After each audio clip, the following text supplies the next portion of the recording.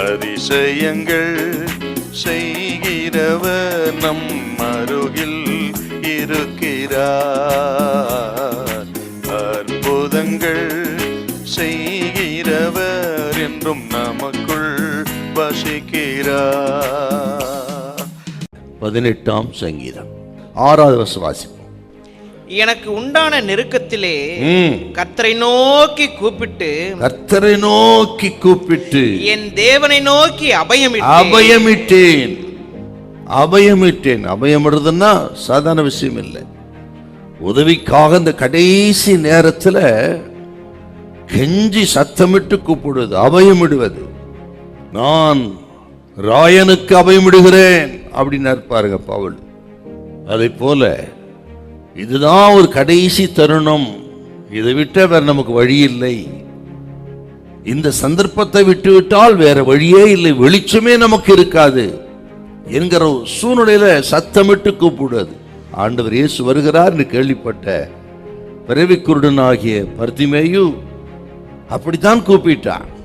இயேசு வருகிறார் என்று கேள்விப்பட்ட உடனே இனிமேல் நமது வாழ்க்கையில இப்படிப்பட்ட அருள்நாதரை சந்திக்க முடியாது, இதுதான் நமக்கு ஒரு நல்ல ஒரு சந்தர்ப்பம், இது விட்டுவிட்டால் நமக்கு வெளிச்சமே இல்லை என்று அறிந்த பர்திமேயு, தாவீதின் குமாரனே எனக்கு இறங்கும் என்று சத்தமிட்டு கூப்பிட்டான். அத்தனை சத்தங்களின் மத்தியிலே ஒரு தேவையுள்ள மனிதனின் சத்தத்துக்கு செவி கொடுக்க இயேசு எப்பொழுது ஆயத்தமா இருந்தார்.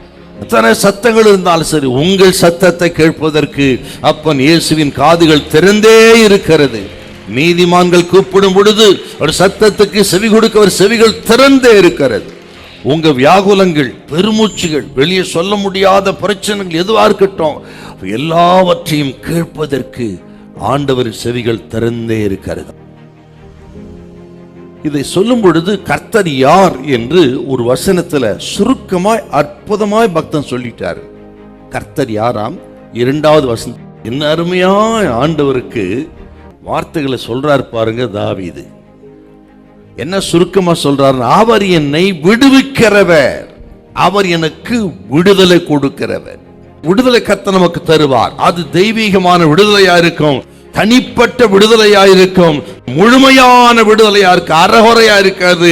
முழுமையான விடுதலை, தேவையான விடுதலை, கிருபையுள்ள விடுதலை, ஆசீர்வாதமான விடுதலை.